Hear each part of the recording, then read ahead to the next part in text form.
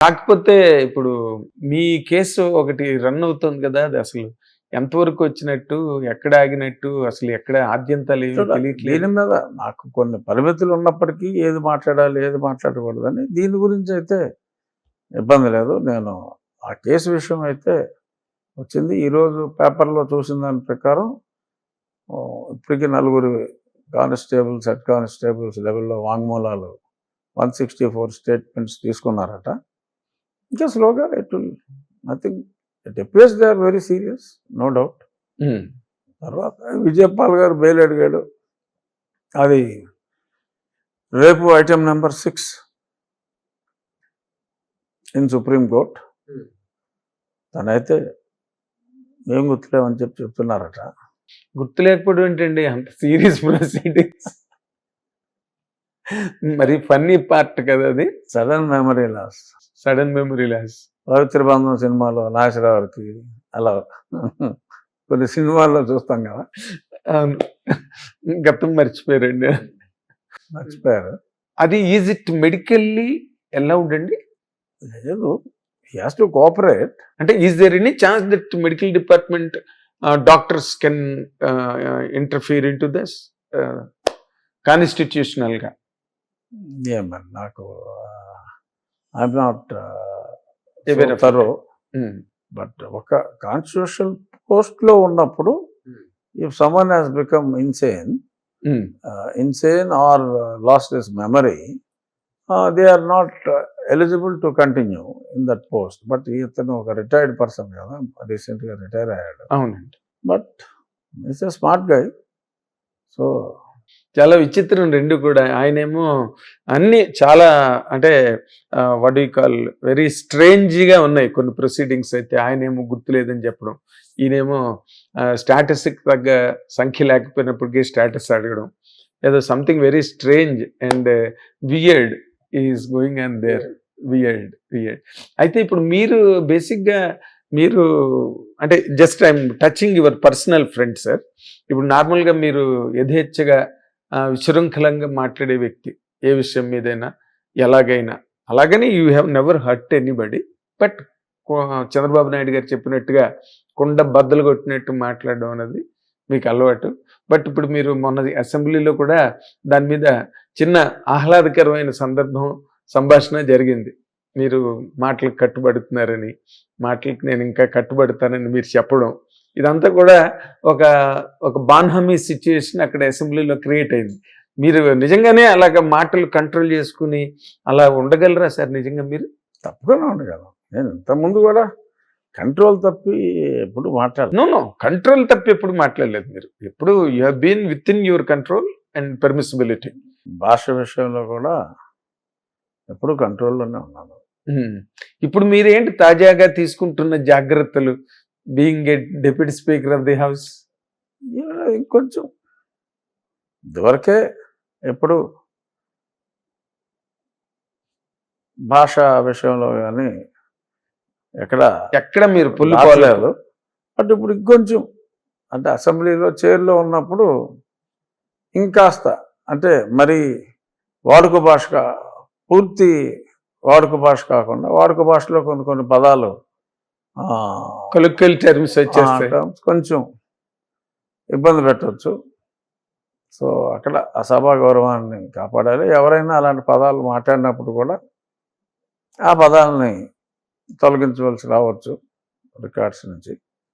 ఎందుకంటే నేను పార్లమెంట్లో ఉన్నాను కాబట్టి ఒక 5 సంవత్సరాలు ఒక్కరోజు తప్పితే నేను పార్లమెంట్ ఏ రోజు మానలా. Everyday I use to be there almost. అవునండి. ఏదన్నా లంచ్కి వెళ్ళినప్పుడు ఎప్పుడైనా ఒక 5 నిమిషాలు 10 నిమిషాలు లేట్ అవడం తప్ప అసలు నేను మార్నింగ్ టిల్ క్లోజర్ ఎప్పుడు కూడా అత్యధిక సమయం పార్లమెంట్లో ఉన్నది బహుశా నేను అయి ఉంటుందేమో. అది ఎవడో మెజర్ చేయలేదనుకోండి. అవును. సో అలాగా ఆ రూల్స్ కమిటీలో కూడా సభ్యుడిగా ఉన్నాను నేను పార్లమెంట్లో. స్పీకర్ గారు చైర్మన్, నేను సభ్యుడిగా కూడా ఉన్నా. సో అంచేత కొంచెం కొద్దిమందికి మొదటి సెషన్లో కాస్త ఇబ్బంది పడినట్టుగా అనిపించింది నాకు. ఎందుకంటే ప్రశ్నోత్తరాల సమయానికి 0 అవర్కి పెద్దగా డిఫరెన్స్ లేకపోవటం, ఎవరికి వాళ్ళు తోచిందంతా చెప్పేయటం, 25 నిమిషాల నుంచి 35 నిమిషాలు ఒకే ప్రశ్నకి సమయం తీసుకోవటం.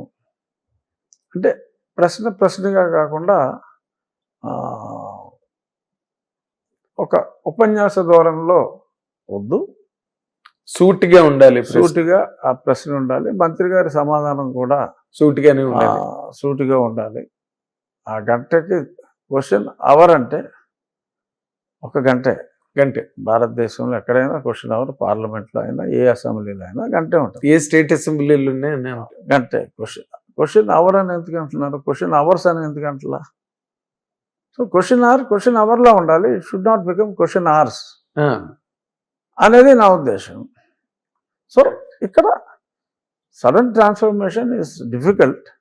సో గ్రాడ్యువల్లీ డెఫినెట్గా ఇప్పుడు 0 అవర్లో కూడా డెఫినెట్గా సభ్యులు 2 నిమిషాల్లోనే క్లుప్తంగా బట్ సంక్షిప్తంగా కూడా చెప్తున్నారు. అవునండి. అసలు మామూలుగా point is reaching where it should reach. So వాళ్ళ సమస్య 0 అవర్ అంటే okay, matter of public importance.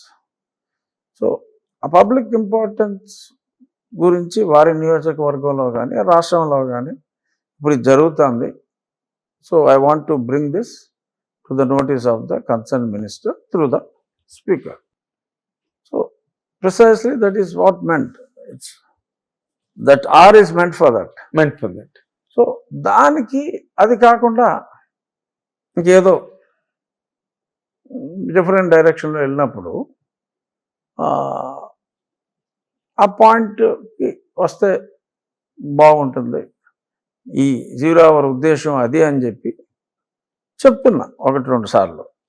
But ఇమీడియట్గా 8 రోజుల్లో నేను సభా నిర్వహణలో ప్రతిరోజు కొన్ని గంటల పాటు ఉన్నా. అవును. సో ఉన్నప్పుడు I tried my best to convince.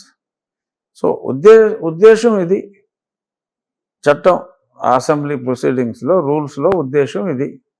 ఆ ఉద్దేశానికి అనుగుణంగా ఉందామని చెప్పి నేను అదే మీరు రెగ్యులేట్ చేయడానికి ట్రై చేస్తున్నారు. రెగ్యులేట్ కాదు, టు కమ్యూనికేట్.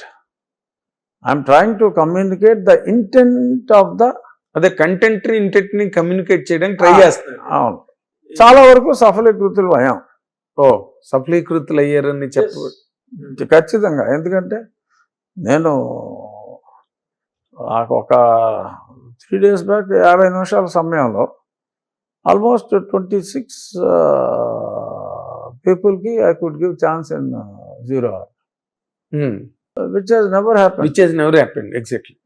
So మీతోనే ప్రారంభం. People are very happy because they were able to exactly pinpoint their constituency problem. That is what it is meant. That hour is meant for that. So ఏమవుతుందంటే 2.5 hours question అవర్కి వెళ్ళేటప్పటికి 0 అవర్ని తీసేవాల్సి వస్తుంది.